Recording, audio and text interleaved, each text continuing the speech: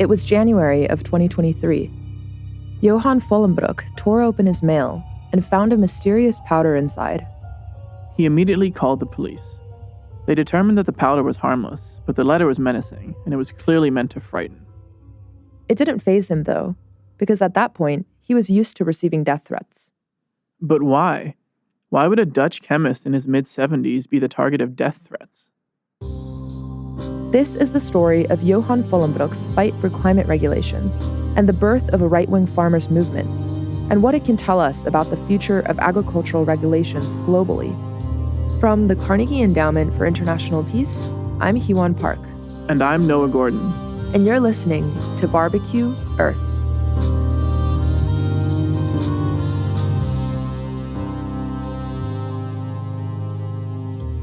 Episode 2. The Farmers Strike Back. My name is Johan Vollenbroek. I'm a chemist by profession, but that's a long time ago. Vollenbroek is now 73 years old and an environmental activist. His story was reported to an international audience by Carl Mathiessen at Political Europe. We chatted with the chemist in late 2023. Vollenbroek is the founder of an organization called Mobilization for the Environment, or MOB. MOB has been at the forefront of various legal battles that have forced the Dutch government to stick to its environmental commitments and follow EU regulations on pollution. Many of these legal battles had to do with the agricultural industry in the Netherlands. But Vollenbroek's relationship with agriculture extends back further than his founding of MOB. He grew up on his parents' farm. Of course, when I was a small boy, I saw a lot of wildlife on the farm and around the farm, where I grew up in the Netherlands. And gradually, all this wildlife has disappeared. Of course, when you are a young boy, you don't realize that this is very precious, what you see, because it's there. I mean, you don't have to do anything for it. You don't have to cultivate these animals. They're just there. But gradually, they disappeared. As Vollenbroek watched, the wildlife and biodiversity he grew up with was slipping away. He started to question his way of life, his religion, and even the practice of farming. The first time he saw the inside of an industrial farm, he felt disgusted.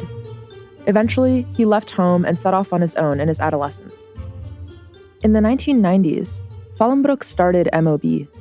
According to a Politico article, quote, "The idea was simple. When the government fails to adhere to the law, MOB sues," end quote. MOB's initial work focused mostly on fossil fuel companies, but eventually it moved on to the agricultural industry. The Dutch agricultural system faces many of the same environmental issues that we do here in the US, like greenhouse gas emissions, local air and water pollution near livestock farms, and widespread public health consequences. That was Noah Gordon, co-director of the Climate Sustainability and Geopolitics program at the Carnegie Endowment. Since 2019, the Dutch have been especially struggling with something they call the stikstofcrisis, or the nitrogen crisis in English. Milou Dirks explains. She's the journalism network manager for the environmental news organization Clean Energy Wire. So the biggest environmental problems that the Netherlands is facing today really come from nitrogen pollution. And what is important to note about nitrogen is that in itself, it's not harmful. It's all around us. But where it becomes harmful is when there are nitrogen compounds. Nitrogen is actually an essential nutrient for plants and a key element in the fertilizers that have enabled our population to grow to 8 billion. But when excess nitrogen turns into harmful compounds, it can lead to a slew of negative environmental impacts. Here's Gordon again. Excess nitrogen in our ecosystems can lead to toxic air and cause aquatic dead zones. Harmful nitrogen compounds like ammonia or nitrous oxide come from fuel burning, fertilizer use, and animal manure in the livestock industry. These harmful forms of nitrogen can also change the makeup of soil, making it more acidic and reducing the amount of minerals like calcium. You know, this might not sound like a big deal, but in practice it does result in fundamental changes in soil that can kill off entire plant species. This can then have a domino effect of reducing the number of insects that depend on certain plants, which then has a number of other downstream effects on the ecology of entire natural habitats. So nitrogen pollution can end up threatening the nature and biodiversity of an entire country.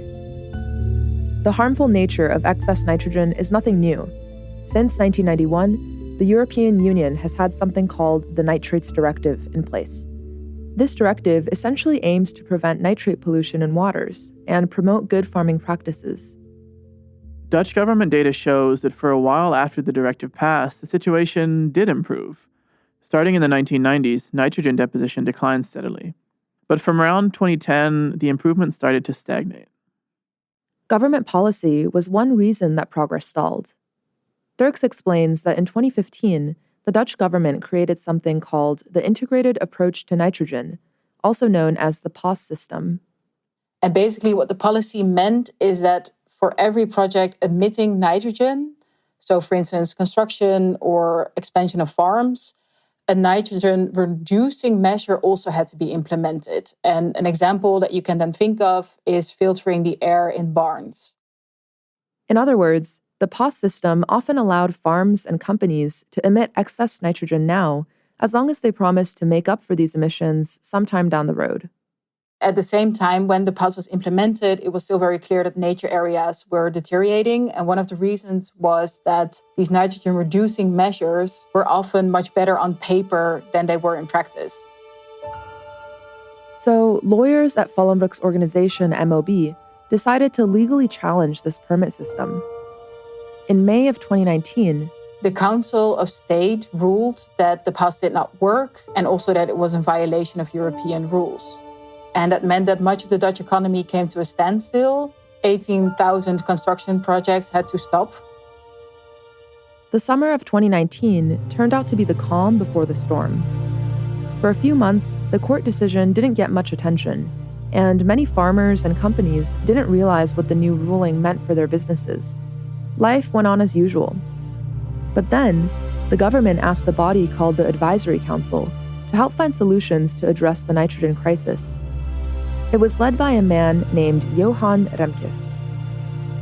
So Johan Remkes is quite a big figure in the whole nitrogen debate and in the whole nitrogen crisis. So he is a Dutch administrator and politician. And in 2019, he became the chairman of the Advisory Committee on Nitrogen Problems. Remkes and his advisory council then released a report and a public announcement. They stated that the government would need to take drastic measures to reduce nitrogen emissions and protect Dutch land and Dutch lungs. He said the primary target should be livestock farming. Here's Gordon again. Remkes' report pointed out that in the Netherlands, animal agriculture accounted for less than 2% of GDP in 2019. And yet, it was responsible for nearly half of the nitrogen pollution in rural areas. Remkes advised that government should start looking at which farms could be bought out and closed so that the Netherlands had a chance of hitting its climate targets. It wasn't exactly clear whether the buyouts would be a choice farmers could make or something the government would force them into. According to one Guardian article, Remkes' logic seemed to suggest, at least to many farmers, that, quote, cutting back on production of animal and dairy farming wouldn't be such a great sacrifice for the country, end quote. Dutch farmers were infuriated.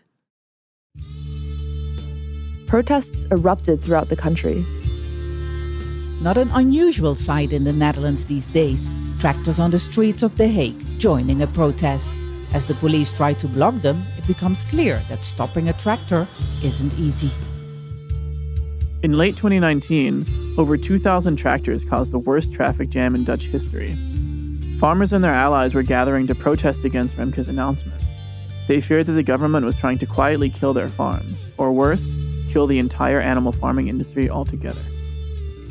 And this protest was just the first of many. Gordon and Dirks say the backlash only escalated. Although the farmers' protests weren't always synonymous with conservative politics, they did often attract support from right-wing populists. The Dutch far right are sort of using the anger and protest by farmers to build support for their own causes. And these parties are also populist parties. And I think in a way it sort of very neatly fits into this like populist narrative of, you know, the common people against a sort of globalist elite. The farmers' backlash even led to the birth of a new right-wing political party in the Netherlands. This new party is called the Farmer Citizen Movement, or the BBB. It all started out with one woman named Caroline van der Plas. She was elected, and she arrived driving a tractor onto the parking place of our politicians. And from that moment on, the media has not left her. That was Max van der Sleen, an economist at MOB who works with Vollenbroek. He says that the BBB and Caroline van der Plas appeal to something beyond just pro-farmer sentiment. She appeals also to people who are a bit fed up with the government, who don't trust the government. The BBB came out of seemingly nowhere and quickly became a political force to be reckoned with. In the March 2023 provincial council elections, Caroline van der Plas and her party would be at the forefront of what the Brussels Times called a shock electoral shift. Unbridled joy for Caroline van der Plas. As her party shook up the Dutch political landscape on Wednesday evening, the BBB is now projected to be the largest party in the Senate. The BBB won a fifth of Senate seats and became one of the most popular parties in the country. And Gordon says the party doesn't seem to be going away. When a farm has been in your family for generations, you don't give it up without a fight. The BBB is even in talks to join the coalition led by the Party for Freedom. This is the party that came in first in the November 2023 Dutch elections.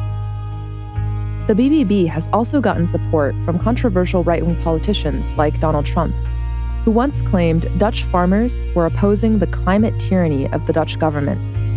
The Dutch nitrogen crisis even reached Fox News, where Tucker Carlson once interviewed conservative Dutch commentator Eva Vladingerbroek. It's very clear that the government is not doing this because of a nitrogen crisis. They're doing this because they want these farmers' land and they want it to house new immigrants. Of course, not all of the farmers fall into this far-right populist category. A lot of them just want to protect their livelihood and their way of life. But according to Vollenbroek, the unfortunate reality is that the climate crisis is forcing our hand, and the Netherlands has needed to cut back on its agricultural industry for a long time. A lot of farmers are quite angry with us because they consider us causing the problem. But this is, of course, quite a, short-sighted vision, I would say, because they are creating the problem, and that also their organizations are creating the problem, because they have been lobbying so hard that we got stuck in this situation. Van der Sleen adds that, in his estimation, the cost of agriculture's environmental harms far outweighs the cost of simply enforcing the EU's nitrogen restrictions. He points out that agriculture contributes only a small share to Dutch and EU GDP. So the agricultural sector is very small, and the dairy sector is very small. But in terms of pollution, whether it's nitrogen or whether it's one of the others, it is a very big player. And because it is also a relatively low cost sector, it is by far the cheapest sector to plunder if you want to reduce this air pollution. For Vollenbroek, Van der Sleen, and many other environmentalists, the stakes of nitrogen pollution feel high. Global climate catastrophe. Here's Gordon. It's not just that these nitrogen compounds pollute the local air and cause lung cancer. Nitrous oxides are also responsible for about 6% of global greenhouse gas emissions. So changing how we eat, how we raise animals, could save human lives. Of course, it's also good for animal welfare. But for the farmers on the other side, it's not so simple. Van der Sleen says that for many, farming is more than just a job. Like Americans, the Dutch also have a deep cultural relationship with farming. It starts, of course, with songs when you're in your cradle. It's about small boys who pick flowers and things like that. So if you ask people how many people live in the rural areas, they will say 40%. In practice, it's something like 7 or 8%. And so it's enormous. In the mind, it is enormous. Farming is a point of pride in Dutch history and identity. But the idea of agriculture is something romantic and something to be cherished, and part of our culture. That is why it's important. Dutch farmers have even been called a national treasure, and the Netherlands has garnered the nickname of the tiny country that feeds the world. So how is it that this small European nation developed this big agricultural identity? That's coming up next, after this short break. invasion of Taiwan with likely today in the Middle East. What happens in Ukraine has consequences for what's happening around AI. Hello, listeners. I'm Gabrielle Sierra, host of the Why It Matters podcast from the Council on Foreign Relations. Look, the world of international affairs can feel overwhelming and complex, but it also shapes our lives every single day. So it pays to know what's going on out there. Why It Matters is a foreign policy podcast for the rest of us. And with a little bit of humor and a lot of questions, we're here to break down global topics and bring the world home to you.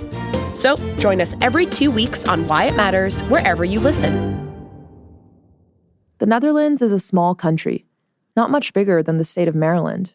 And yet, it's the world's second largest exporter of agriculture in terms of value, second only to the US. How is this possible? Noah Gordon explains. The Netherlands became an agricultural powerhouse in part by pioneering and perfecting high-tech farming methods.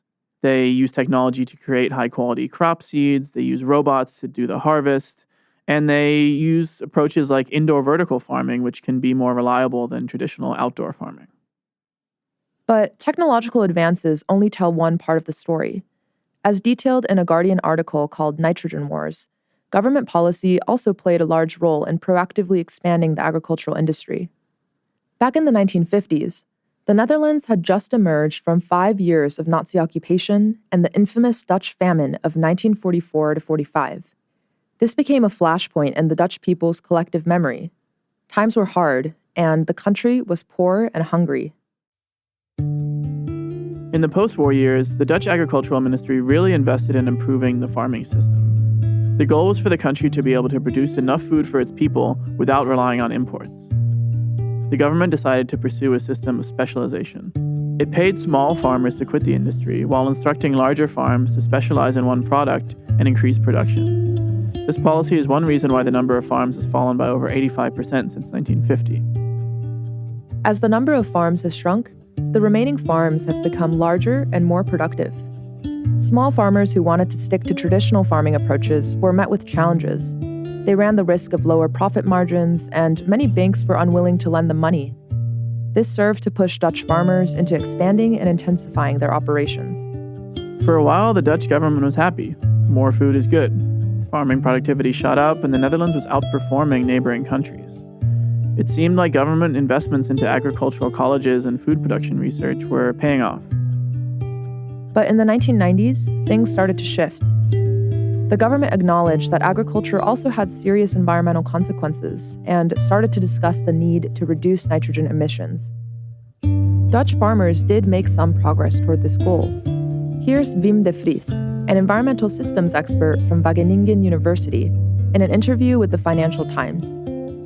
Since the 80s, the ammonia emissions have been reduced by 50-60%. But still, we are above critical levels of nature protection. Overall, not enough was done.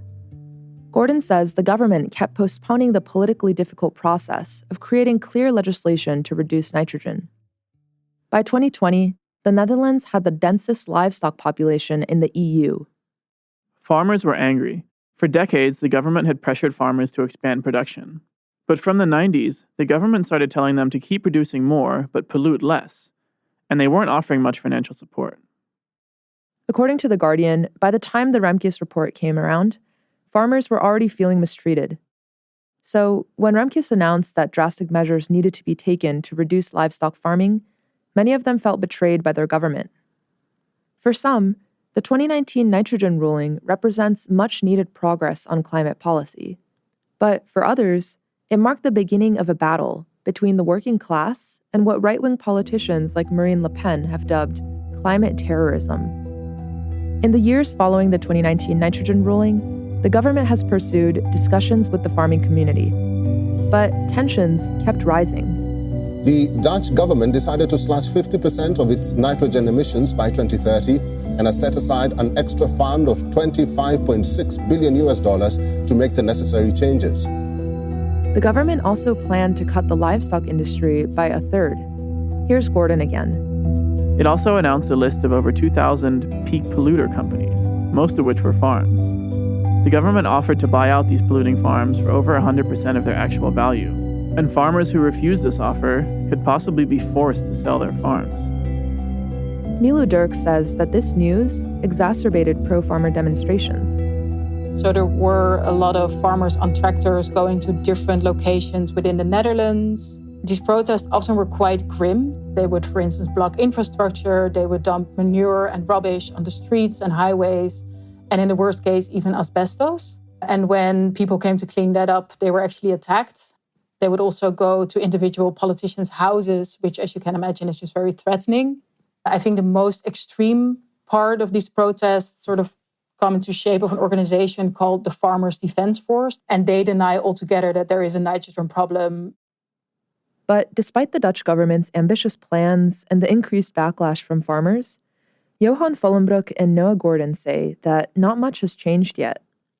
I mean, the Dutch government has a lot of blah, blah, blah, but in practice, nothing happens. Contrary to the government's hopes, the numbers of beef and dairy cows haven't decreased much since the 2019 nitrogen ruling. Plus, the government's voluntary buyout schemes have been a hard sell. The Dutch newspaper De Volkskrant said that the government was hoping to buy out some 500 farmers by the end of 2022, but had only managed to finalize purchases with 31 farmers. More farmers did sign up for buyouts in 2023. It's difficult to see what the future of the Dutch nitrogen crisis looks like. Nitrogen Minister Van der Waal is honest about the trade-offs involved in climate progress.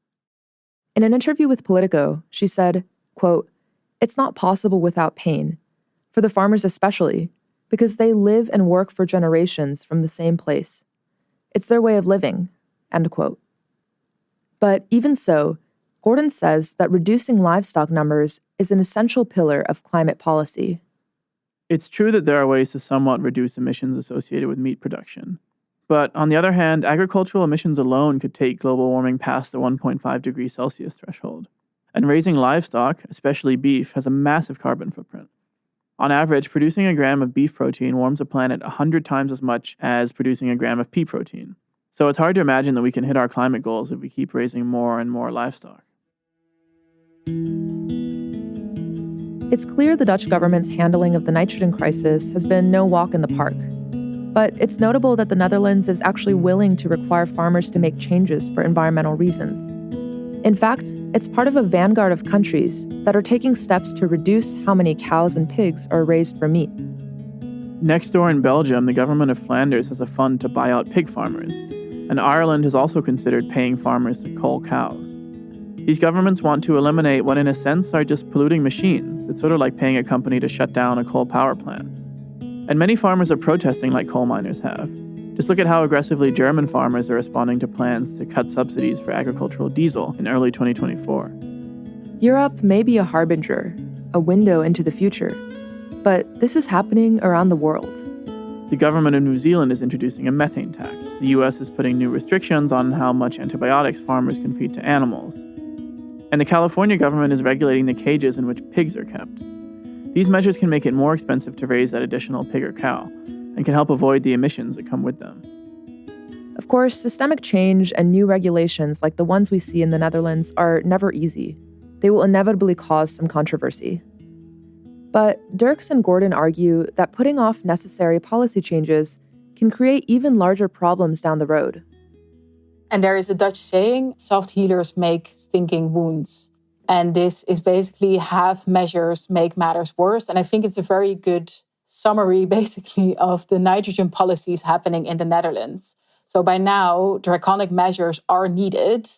And a lot of politicians and political parties do not seem to want to burn their fingers on this because they know it can cause a political backlash. There's still not a really clear idea on how to solve this crisis. But the longer a government waits to address agriculture's climate impacts, the worse the long-term effects will be. And the longer we delay the creation of effective and enforceable environmental regulations, the worse the backlash will be. The U.S. is still stuck at the early stages of acknowledging many agricultural climate issues.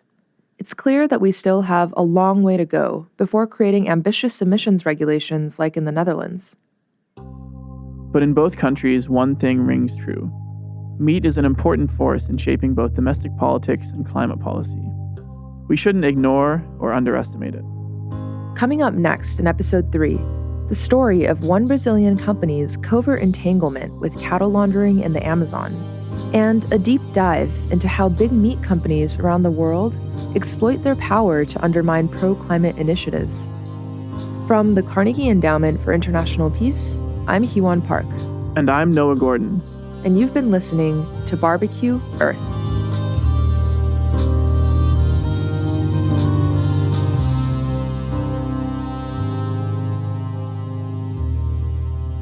This episode was written by Noah Gordon and me, Hyewon Park, and produced by me with assistance from Emily Hardy, Daniel Halmasi, and Tim Martin. Theme music was composed by me, and additional music is by the band Odd Sons and artists on Pixabay and Mixkit. Legal review was done by Courier Duodu and Kate Logan, and fact-checking by Ryan DeVries. Thank you to Megan Wiegand and Lindsay Maisland for editing support, Emily Hardy and Daniel Halmasi for research support, and Amy Mellon, Jocelyn Solly, and Amanda Brannon for their graphic design work. Are you a herbivore, an omnivore, or a carnivore? No matter what, you're in the right place. Food is a lot more than what we put on our plates. What we eat and don't eat isn't only a scientific question, it's an emotional and ethical one. And it's exactly what we'll explore in this podcast. Welcome to Meet the Four Futures, where we dive into four very different visions of what the future of meat and livestock could look like. No meat, efficient meat, alternative meat, or less meat. I'm all in for everything that helps getting animals out of the food chain. Bring it on. Can we get more pounds from each cow or chicken? Can we use less feed to produce a pound of meat? We know we cannot eat this much meat. I'm Matthew Kessler from Table, and I'm very excited to guide you through this series. We'll hear personal stories, dig into the scientific research, and engage with the ethical dilemmas. We are part of the problem today, but with the right steps, we can actually be part of the solution also. Our hope is to depolarize a very polarized conversation. And maybe by the end, someone might even change their mind. What evidence would cause me to change my mind? Are you ready to meet the four futures? Available wherever you listen to podcasts. You have been listening to an audio production of the Carnegie Endowment for International Peace. Views expressed are those of the host and guest panelists and not necessarily those of the Carnegie Endowment for International Peace. Subscribe to Carnegie podcasts on popular podcast platforms such as iTunes, Stitcher, or wherever you listen to podcasts. Learn more at carnegieendowment.org.